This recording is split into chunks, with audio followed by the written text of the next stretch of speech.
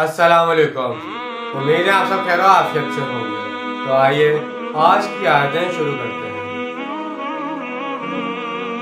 بسم اللہ الرحمن الرحیم۔ ام یحسدون الناس علی ما آتاهم اللہ من فضلہ فقد آتینا آل ابراہیم الکتاب والحکمۃ وآتیناہم الملک عظیما۔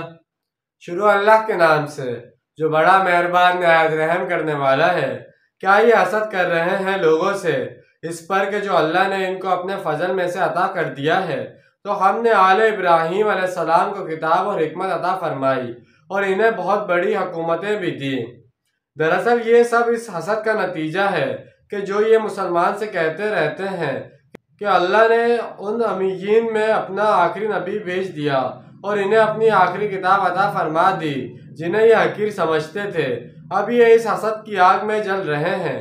یعنی تمہیں بھی اگر تورات اور انجیل ملی تھی تو ابراہیم علیہ السلام کی نسل ہونے کے ناطے سے ملی تھی، تو یہ جو اسماعیل علیہ السلام کی نسل ہے یہ بھی تو ابراہیم علیہ السلام ہی کی نسل ہے۔ ہاں، بنی اسرائیل کو کتاب اور حکمت علیحدہ علیحدہ ملی۔ تورات کتاب تھی اور انجیل حکمت تھی، جبکہ یہاں کتاب اور حکمت اللہ تعالیٰ نے ایک ہی جگہ پر قرآن میں بتمام و کمال جمع کر دی ہیں۔ مزید برہاں جیسے ان کو ملک عظیم دیا تھا، اب ہم ان مسلمانوں کو اس سے بڑا ملک دیں گے۔ یہ مضمون سورہ نور میں آئے گا۔ ہم لازماً ان اہل ایمان کو دنیا میں حکومت اور خلافت عطا کریں گے جیسے ان سے پہلوں کا عطا کی تھی۔ وَمِنْهُمْ مَنْ آمَنَ بِهِ وَمِنْهُمْ مَنْ صَدَّ عَنْهُ وَكَفَى بِجَهَنَّمَ سَعِيرًا۔ بس ان میں سے وہ بھی ہیں جو اس پر ایمان لے آئے اور وہ بھی ہیں جو اس سے رک گئے ہیں، اور ایسے لوگوں کے لیے تو جہنم کی بھڑکتی ہوئی آگ ہی کافی ہے۔ إِنَّ الَّذِينَ كَفَرُوا بِآيَاتِنَا سَوْفَ نُصْلِيهِمْ نَارًا كُلَّمَا نَضِجَتْ جُلُودُهُمْ بَدَّلْنَاهُمْ جُلُودًا غَيْرَهَا لِيَذُوقُوا الْعَذَابَ إِنَّ اللَّهَ كَانَ عَزِيزًا حَكِيمًا۔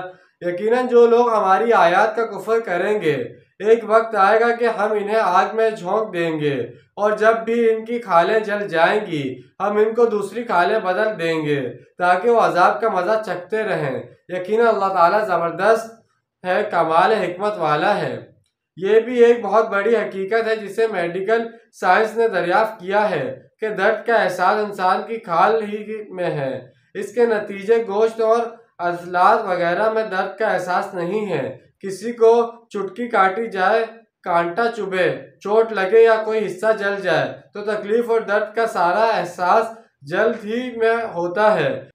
چنانچہ ان جہنمیوں کے بارے میں فرمایا گیا کہ جب بھی ان کی کھالیں آتی جہنم سے جل جائیں گی تو اس کی جگہ نئی کھال دے دی جائے گی تاکہ ان کی تکلیف اور سازش مکمل رہے، جلن کا احساس برقرار رہے، اس میں کوئی کمی نہ ہو۔ تو جیسے کہ آج ہم نے چند آیتوں کا ترجمہ اور تفصیل بیان کی ہے، امید ہے آپ کو سمجھ میں آگا اور پسند آیا ہوگا۔ ملتے ہیں اگلی ویڈیو میں، اپنا ڈھیر سارا خیال رکھیے گا۔ جب تک کے لیے اللہ حافظ، فی امان اللہ۔